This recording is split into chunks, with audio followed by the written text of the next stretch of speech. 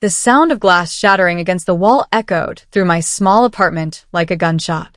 I stood frozen in the doorway, my house keys still clutched tightly in my hand. I watched in utter disbelief as Ava Caldwell grabbed my favorite ceramic vase, the one my grandmother gave me, and hurled it across the room. It exploded into 1,000 tiny white shards near the fireplace. My heart hammered against my ribs, but I couldn't move. My living room, which I had worked so hard to decorate and keep clean, was being systematically destroyed. Her fiancé, Jackson Brooks, was just as busy. He was yanking open my desk drawers and dumping my personal paperwork onto the floor in a messy pile. He kicked over my wooden coffee table, sending my books and a glass of water flying. Feathers from my ripped couch cushions floated through the air like strange summer snow. The scene was chaotic and violent. Ava turned to me, her eyes red and wild with a rage I didn't fully understand. "Where is it, Brittany?" she snapped, her voice trembling with anger. "Where did you hide the proof of what you did to us?" I stayed silent, my chest tightening. They were destroying my home like I was nothing, and they had no idea that I was the one who held their entire future in my hands. Ava stormed toward me, her heels clicking loudly on the hardwood floor between the piles of debris. She shoved her smartphone inches from my face, nearly hitting my nose. On the screen was an email from a major lender. It was a formal rejection notice for their home loan. "You called them, didn't you?" she spat, her breath smelling like bitter coffee. "You couldn't stand seeing me finally win. You saw that we were moving into that beautiful estate in the hills, and you decided to burn it all down because you're a failure." I swallowed hard, trying to process the heavy accusation. I looked past her at Jackson, who was now tearing the pictures off my walls. "I didn't do anything, Ava," I said quietly, my voice surprisingly steady despite the shaking in my hands. She laughed, a harsh and mocking sound that grated on my ears. "Please. You've always been jealous of me, since we were kids. You've always tried to steal my spotlight. You work at a bank, Brittany. We know you used your little connections to sabotage our application." I looked at her, seeing the hate in her eyes. It was so intense it was almost sad. If only she knew the truth that was sitting in my work inbox at that very moment. I didn't fight back physically. I didn't even yell. Instead, I knelt slowly on the floor and began picking up the larger pieces of broken glass. I had to be careful not to cut my fingers. While they continued to rant and rave about how I was a bitter person who wanted them to be homeless, my mind was racing back to my office at Sterling Ridge Bank. I could see the digital file clearly in my mind. It was labeled, Caldwell Brooks Mortgage Application. At the bottom of that file, there was a digital stamp that had been applied just 3 hours ago. It said, "Approved." Below that was the final signature required to make the dream a reality. Brittany Bennett, Senior Mortgage Director. The irony of the situation burned in the back of my throat like acid. They were literally tearing apart the home of the very person who had just secured theirs. They thought I was the villain who had ruined their life, when in reality, I was the only reason they had a chance at the lifestyle they wanted so badly. Jackson muttered, "Come on, Ava. Let's go. We'll find another lender. Someone who isn't a bitter, lonely loser like her." I almost smiled as I watched them walk toward the door. Before she left, Ava turned back one last time to deliver a final blow. "They told us our approval got delayed because of an internal review flag," she shouted. The clerk said the senior director pulled the file for extra scrutiny. "That's you, Brittany. You flagged us. You did this on purpose to make us sweat." I felt a knot tighten in my stomach. She was right about one thing. I was the one who pulled the file for an internal review. But she was completely wrong about the reason. I hadn't flagged the file to sabotage them or to be mean. I had done it because I found a massive error made by the junior loan officer, a mistake that would have triggered an automatic, permanent lifetime ban from that bank for their application. I had spent my entire morning quietly fixing their mess, moving numbers around, and verifying their documents so they wouldn't get denied. I was the one who saved them from a disaster they didn't even know existed. They were raging and destroying my property over the very act of kindness that had saved their future. It was the ultimate betrayal of my hard work, and yet I remained silent, watching them slam my front door. The silence that followed the door slam was deafening. I sat on the floor amidst the wreckage of my life. My apartment was a disaster zone. The couch was ruined, my favorite decorations were in pieces, and my private papers were scattered everywhere. This wasn't a new feeling, though. Growing up with Ava had always been like this. She was the golden child of our social circle, and she had a talent for twisting every story to make me the villain. If I got a good grade, she said I cheated. If I got a promotion, she said I lied. She made everyone believe I was the jealous, failing sister who lived in her shadow. Somehow, people always believed her because she was loud and charismatic, while I was quiet and focused. I looked at the broken shards of my grandmother's vase and felt a cold clarity wash over me. She had pushed me too far this time. She had invaded my sanctuary and destroyed my things based on a lie she created in her own head. She had picked the wrong narrative this time, and for the first time in my life, I wasn't going to just sit back and cry about it. I had the power now. The next morning, I didn't call the police. I didn't send an angry text. I simply got dressed in my best charcoal suit, tied my hair back into a professional bun, and walked into Sterling Ridge Bank like nothing had happened. I ignored the sting of the small cut on my palm from the glass I cleaned up last night. As I walked through the glass-walled lobby, my assistant, Chloe, rushed over to me with a tablet in her hand. "Brittany, you're finally here," she whispered, looking worried. "That Caldwell Brooks file? It's becoming a huge deal. The executive directors are watching it because of the high property value. Apparently, the clients have been calling the front desk all morning, complaining about delays." I nodded calmly, setting my briefcase down on my mahogany desk. "I'm aware of the file, Chloe," I said. "It's on my desk for final signing." Chloe looked relieved. "Good. Everyone is nervous. It's a high-value mortgage, and the bank really wants this deal to go through." I looked out my window at the city skyline. I was the one with the final authority. The power was no longer a secret between me and my computer. It was real, and it was sitting right in front of me. An hour later, I was called into the executive boardroom. The room was cold, filled with the smell of expensive leather and old paper. My boss, Daniel Hayes, was sitting at the head of the table. He was a stern man who valued results above everything else.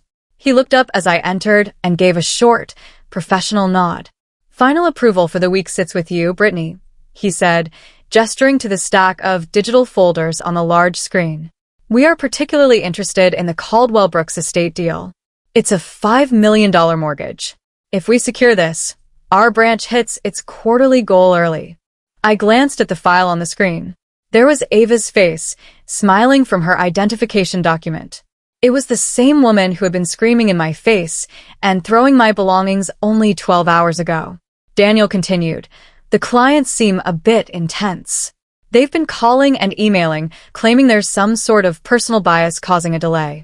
I told them our directors are strictly professional." I felt the weight of his gaze. My signature was the only thing that determined whether Ava got her dream house or stayed in her cramped rental. I held her entire dream in the tip of my digital pen. After the meeting, I returned to my office and opened the Caldwell Brooks file one more time. I wanted to be absolutely sure of everything before I made my next move. As I scrolled through the hundreds of pages of financial history, something new caught my eye. It was something I had missed during my frantic rescue of the file the day before.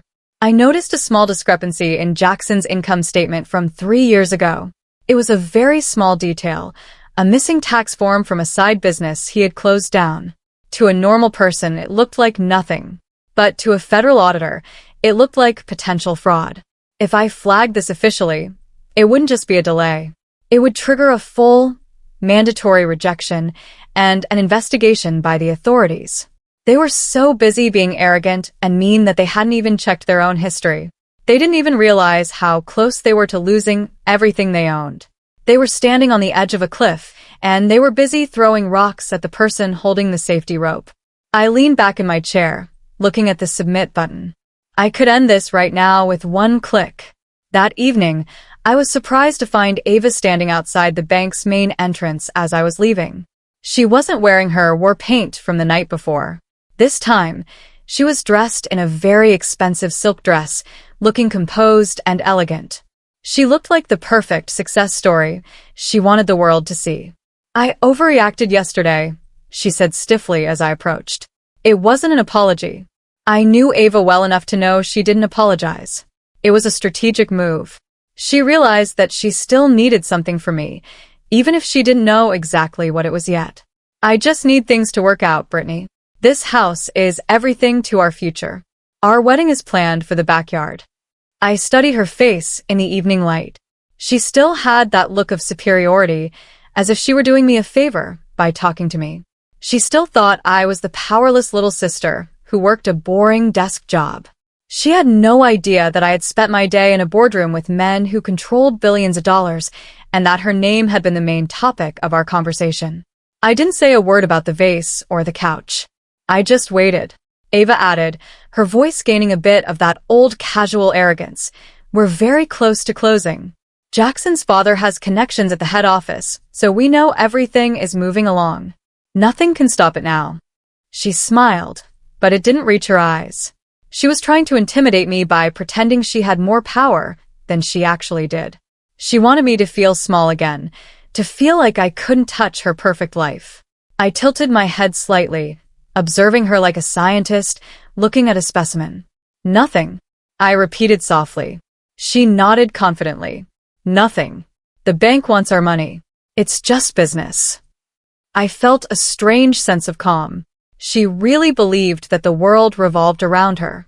She didn't realize that Jackson's father's connections didn't mean anything in my department. I was the one who had literally signed the approval. And because I had signed it, I was also the only person who had the authority to pause the funding for a re-verification of documents based on that new discrepancy I found. I could let her walk into that house, or I could lock the door before she ever got the keys. The next few days at the bank were filled with whispers.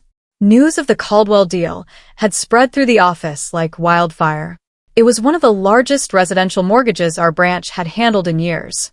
I would hear my name mentioned as I walked toward the break room or the elevators. "The Caldwell deal is huge," one teller whispered. "Who's handling the final sign-off?" another asked. "All approvals go through Brittany.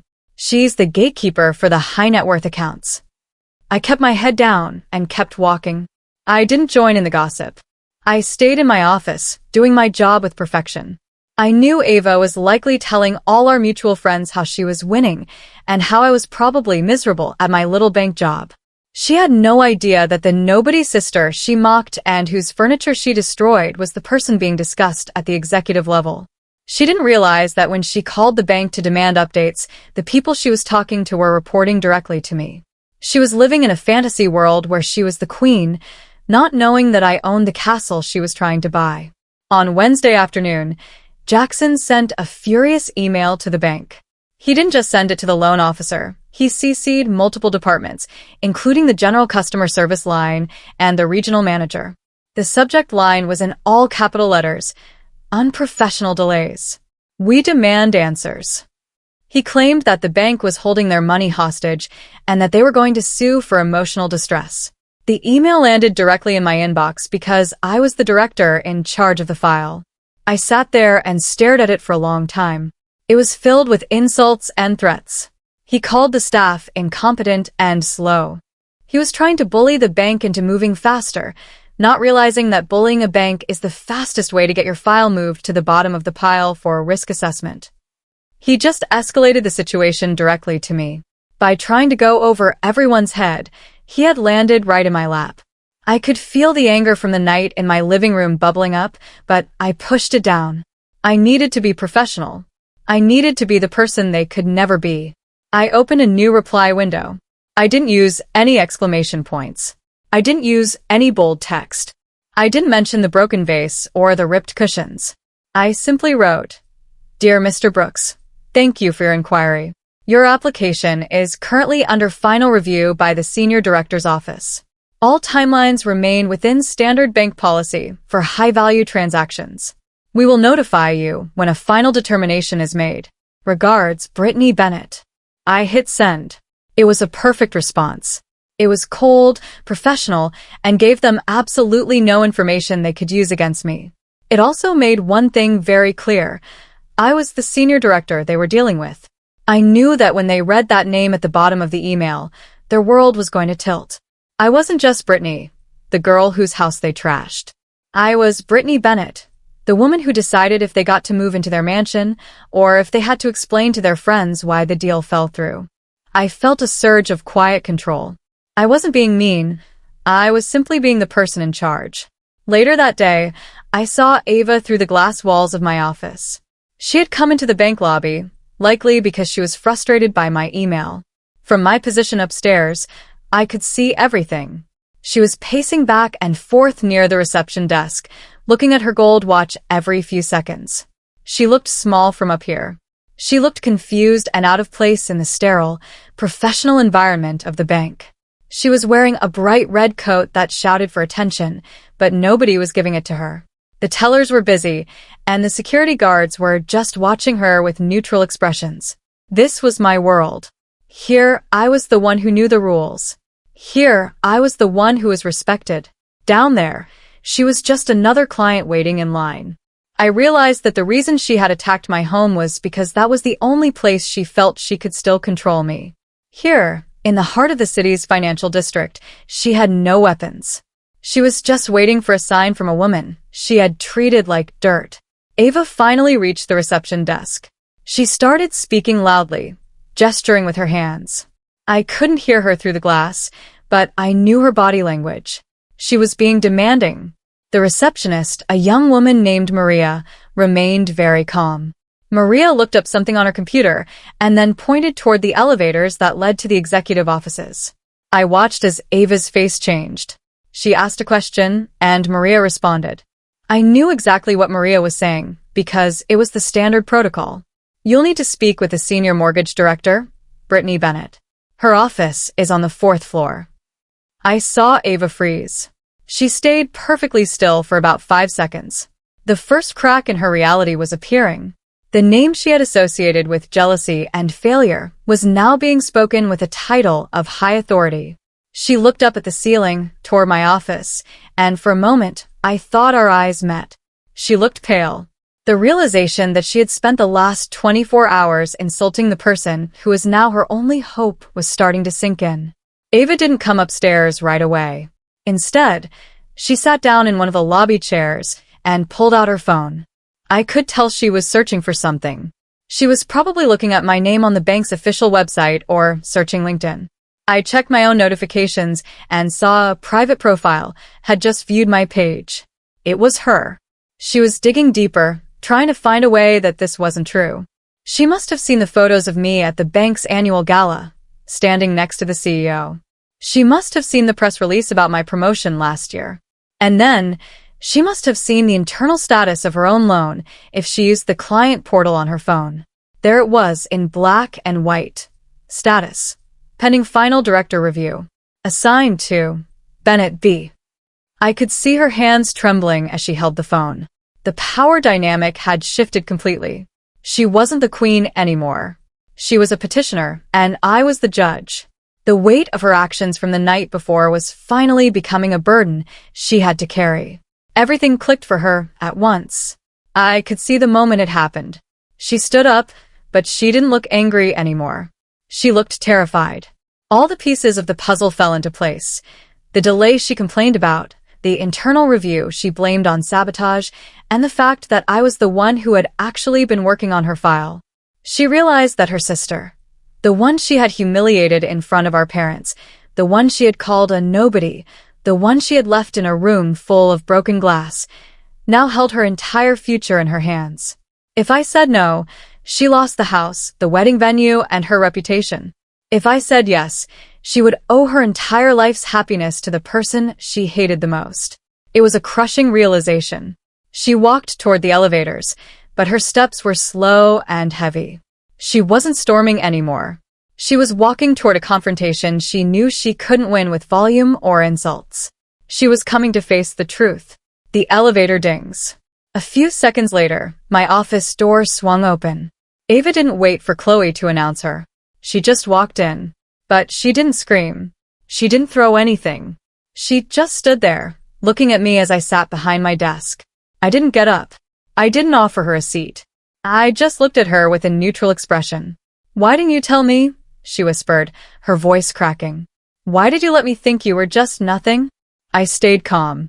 I leaned back in my leather chair and folded my hands. You didn't ask, Ava, I said.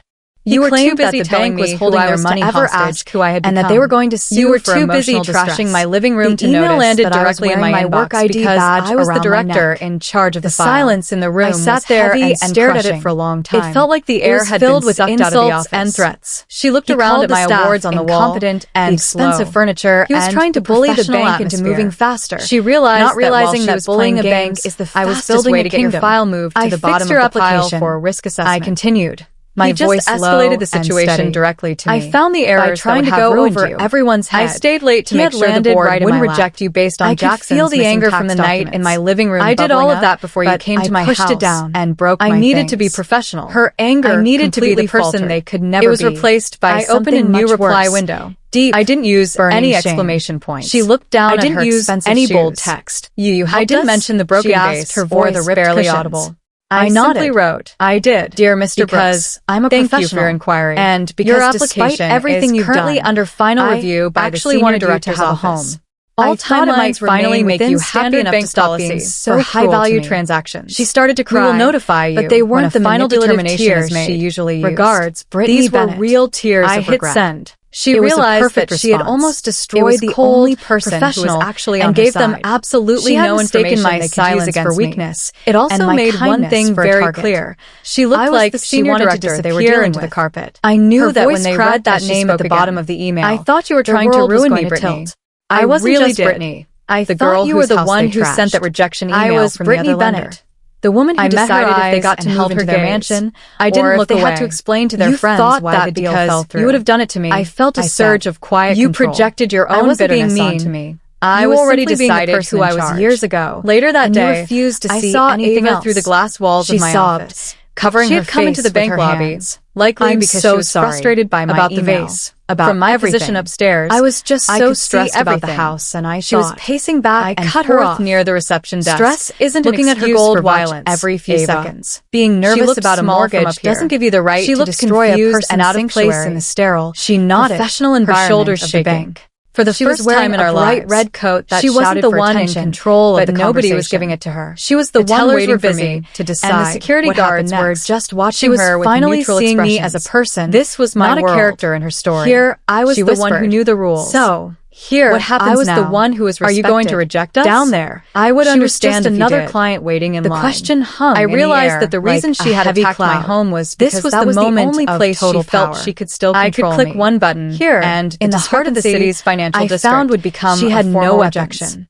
I could tell my boss that the clients were a liability. She had treated and like the deal would be dead within minutes. Ava finally reached the reception desk. I could have my revenge. She started in the most professional way possible, gesturing with her hands. For the first time in her life, I couldn't hear her through the glass, understood what but I knew her body language. It wasn't about being demanding or the receptionist, a young woman about having the choice to hurt someone very and choosing what to do with that choice. Maria looked up something on her computer. I looked at the approve button on my screen. Toward the elevators. I thought about my living room offices. I thought about the feathers Ava's face changed. And then I thought about the person, and Maria responded. I wasn't like her. I knew exactly what Maria was saying. I didn't need to destroy things to feel big. It was the standard protocol. I will finalize your funding. You'll need to speak with the senior mortgage director. Relief flooded her face. Her office is on the fourth floor. She almost collapsed into the chair. I saw Ava freeze. She gasped. She grabbing the edge of my desk for about 5 seconds. Thank you, she sobbed. The first crack in her reality was appearing. I promise I'll make it up to you. The name she had associated with jealousy and failure was now I'm not doing it for an apology. Title of high authority. I'm doing it because the deal is good for the bank, for my office, and I don't let my personal feelings interfere with my professional duties. She looked pale. That's why I had this realization that she had spent the last 24 hours insulting the person becoming a bit harder. Her only but what you did to my starting to sink in. That doesn't just Ava didn't come upstairs right away. Professional grace is she sat down in one of the lobby chairs personal accountability and pulled out her phone. You will not get away with what you did last something. She looked up, probably looking at my name on the bank's official website or whatever you want. LinkedIn. I checked my own notifications and she realized that the deal was done. Had just viewed but the relationship was still broken. I reached into my desk drawer, trying to find a way pulled out a single sheet of paper. She must have seen the photos of me at the bank's annual gala. itemized standing next to repair the invoice CEO. that I had prepared She that must morning. have seen the press This release is about for the my professional promotion last cleaning year. of my apartment. And then the replacement she of my must have couch seen the internal and status the of her value own of loan every single if she used item the you client and Jackson portal on her broke. phone. I said, There it was, handing in it to her. black and white. It also includes The status, cost of a new pending security final system director for my review. front door. Assigned She to took the paper with Bennett shaking B. hands. I could The see total her was hands several trembling as $1,000. she held the phone. I didn't The show power any dynamic anger. had shifted I just completely. stated the facts. She wasn't the You will queen pay this anymore. today. If the She was a funds aren't in petitioner, my personal and I account was the by judge. 5 o'clock, The I will weight file of her a police actions from report the night for before domestic was vandalism, finally becoming and I a will burden. also have to She notify had the to bank's carry. ethics committee Everything about clicked the for her character of at the once. borrowers. I And could we see the both moment know it what that happened. would do to your She closing stood up, next week. but she didn't look She angry nodded anymore. immediately. She looked Not even terrified. looking at the price. All the pieces I'll of do the it right puzzle now. fell into place. I'll sell it to you from the delay lobby. she complained about. There was no the argument. internal review No, she blamed it's on too sabotage, expensive. and the fact No, that you're I was being the one mean. who had actually been She working knew on she her was file. lucky to even have She the realized chance to that pay. her sister, the one she had humiliated in front of our parents, the one she had called a nobody, the one she had left in a room full of broken glass, now held her entire future in her hands. If I said no, she lost the house, the wedding venue, and her reputation. If I said yes, she would owe her entire life's happiness to the person she hated the most. It was a crushing realization. She walked toward the elevators, but her steps were slow and heavy. She wasn't storming anymore. She was walking toward a confrontation she knew she couldn't win with volume or insults. She was coming to face the truth. The elevator dings. A few seconds later, my office door swung open. Ava didn't wait for Chloe to announce her. She just walked in. But she didn't scream. She didn't throw anything. She just stood there, looking at me as I sat behind my desk. I didn't get up. I didn't offer her a seat. I just looked at her with a neutral expression. "Why didn't you tell me?" she whispered, her voice cracking. "Why did you let me think you were just nothing?" I stayed calm. I leaned back in my leather chair and folded my hands. "You didn't ask, Ava," I said. Closing day arrived 2 weeks later. It was held in the large, formal conference room on the top floor. Ava and Jackson were there, sitting on one side of the table. They looked nervous and very quiet. I walked in with a final stack of documents. I wasn't just the director anymore. I was the official closer for this high-value account. As Ava signed her name on the mortgage papers, I saw her hand pause. She looked at the top of the page. There, in bold ink, was my signature. It sat directly above hers, a permanent reminder of who had made this possible. This time, she really noticed it. She didn't just glance at it. She stared at it for a long time. She realized that every time she looked at her house deed, she would see my name. Every time she walked through her front door, she would know that I was the one who let her in. Jackson wouldn't even look me in the eye. He just signed the papers and stared at the floor. I felt a sense of closure that had nothing to do with the bank. I had won, not by being loud, but by being better. Weeks later, my living room was fully restored. I had a new, even better couch and a beautiful new vase. The security system was installed, and the apartment felt like a sanctuary again. Ava visited me one evening. She was quiet and she seemed different. She didn't try to take over the room. She just sat on the new couch and looked around. "No one in the family knows what you did for me," she said softly. "They all think I just got lucky with a good lender." I shrugged lightly, sipping my tea. "I didn't do it for them, Ava.